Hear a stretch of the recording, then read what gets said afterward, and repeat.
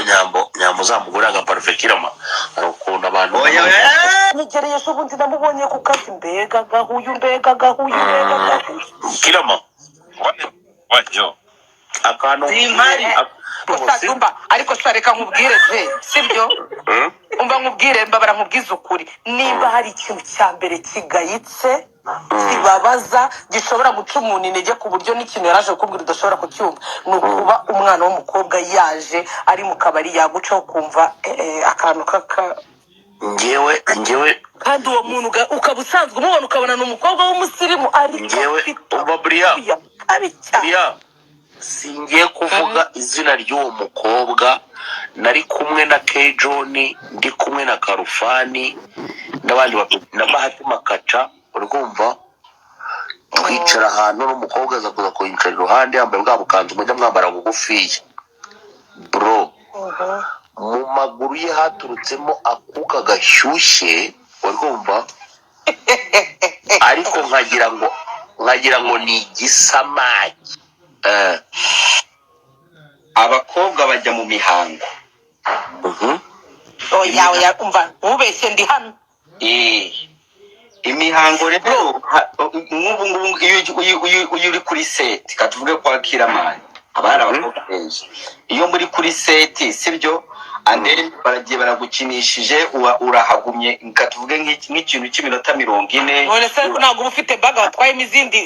izindi padi kusetsa wowe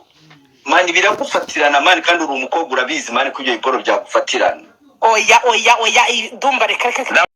bikomeje kuvuga ko uwitwa Miss Nyambo agenda nuka ngo rwose kuba wakwegerana nawe ngo n'ibintu biba bikomeye cyane ngo urebye nabi wahakora indwara. Rero ni ibintu byatangiye kuvugaho nyuma yuko uwitwa DJ Crash agiye mu kiganiro kwa MRN akavuga ati rero kuba nasa neza ariko nuka byarutwa nkaba niyambariye utwenda tubi turaho ngaho nyine dusanzwe ariko nkaba rwose mfite impumuro nziza atere ko kuba namera nk'aba bantu bagenda banuka rwose atereka reka bape ntago byakunda. Ibyo rero byatangiye kuba bizamura amarangamutima abantu benshi baravuga bati rwose winjiriye umuntu ubwo yashatse kuvuga uwitwa nyine uyu nguyu Miss Nyambo. Rero abantu benshi batangiye kugenda babikomeza cyane baravuga bati kuba wavuga ko uyu mukobwa usa gutya umukobwa mwiza gutya anuka ati ni ibintu bihabanye cyane nuko abantu baba babibona ati rwose ukoze ikosa rikomeye cyane ati rwose uramuharabitse ati ntago byabikunda rwose ntago byabishoboka ko umukobwa usa nk'uyu nguyu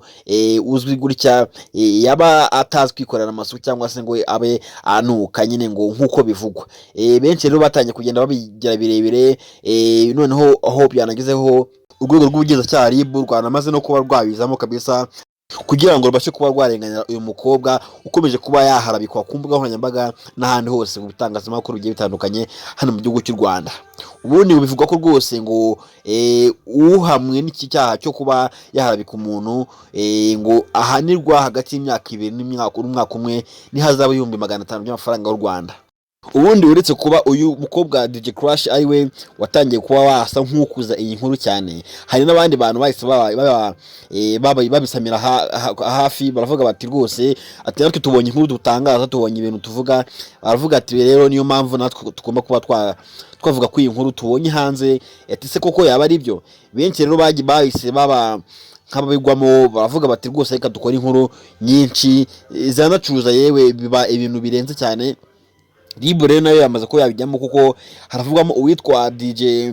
Brian hakavugwamo uwitwa Jessica Mipango muzi cyane hakavamo n'uwitwa Dumba bose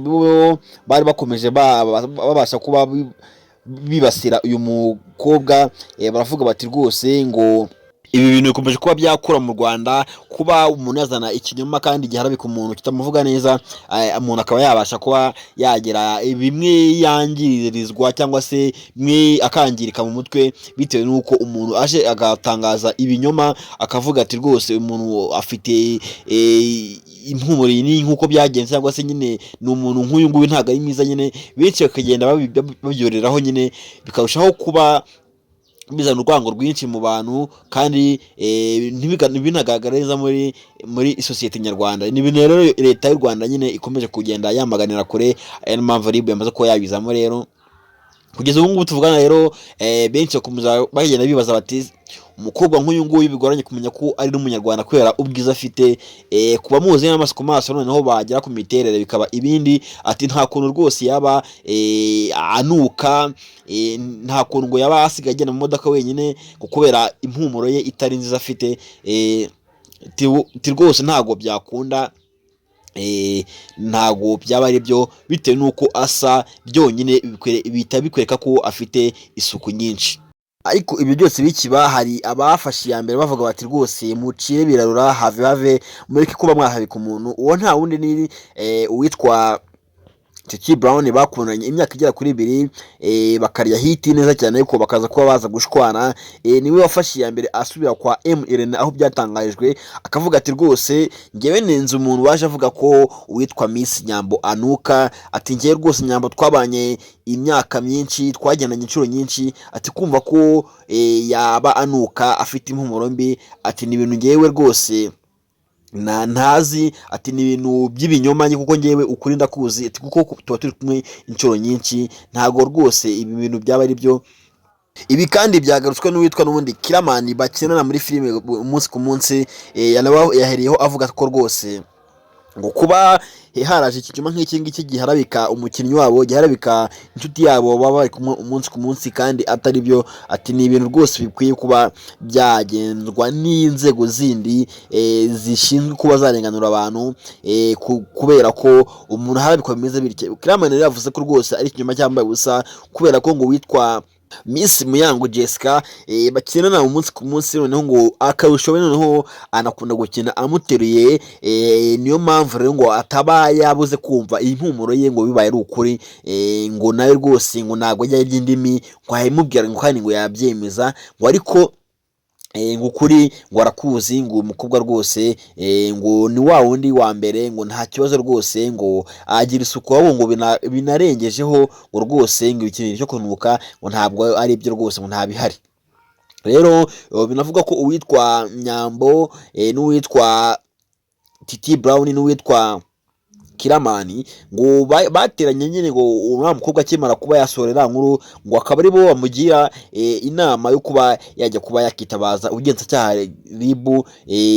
ikavuga ati rwose igenda urege uriya muntu kuko ntago waharabikwa gutya ngo umuntu yicare gusa abyihorere. Reka twumve bimwe mu byavuzwe hano imbere. uru rutabandi wambaye neza nuka ako Nyambo zamugura agaparufe Kirama, hari ukuntu abantu nigereye so bundi namubonye ku kazi, mbega gahuyu Kirama wajyo akantu Usajumba ariko reka nkubwire sibyo,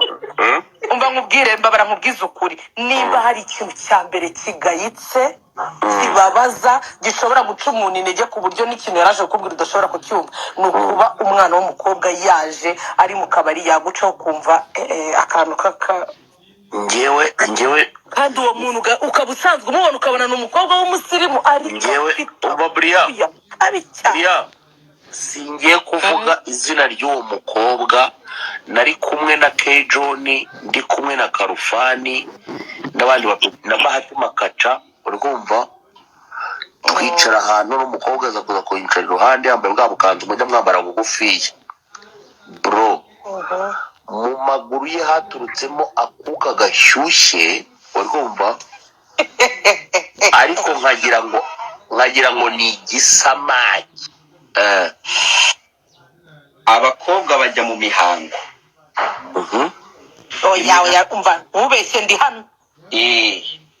imihango rero nk'ubu iyo uri kuri seti, katuvuge kwa Kiramani abana abakobwa benshi, iyo muri kuri seti sibyo, ande baragiye baragukinishije urahagumye, katuvuge nk'ikintu cy'iminota 40. none se ntabwo ufite baga watwayemo izindi padi gusetsa wowe mani, biragufatirana mani, kandi uri umukobwa urabizi mani kubyo. Ngayo nguko rero uwitwa Miss Nyambo akomeje kuba yavugisha benshi, anavugwa cyane hano ku mbuga nkoranyambaga, bavuga bati aranuka, agahuyu ni kenshi, ati rwose impumuro yiwe ntago ari umwana w'umukobwa. Jya muri comment utubwire koko niba nawe ubona ko ibintu bamuvugaho byaba ari byo. wibuke kandi unakore subscribe, ukoreshe ya comment, like kugira ngo rwose ubashe kuba wabona amakuru menshi kandi meza ku gihe. Niba nta shida rwose, niba nta mutima mubi, niba ushaka ko dutera imbere, ni ibyo byonyine usabwa, no ukajya ubasha kubona amakuru meza kandi ku gihe, ukayabona mu wa mbere nta numwe ugutanze. Kandi subscribe niba nta shida. Njye mwabanaga ni Christophe mubona kuri screen zanyu. Murakoze.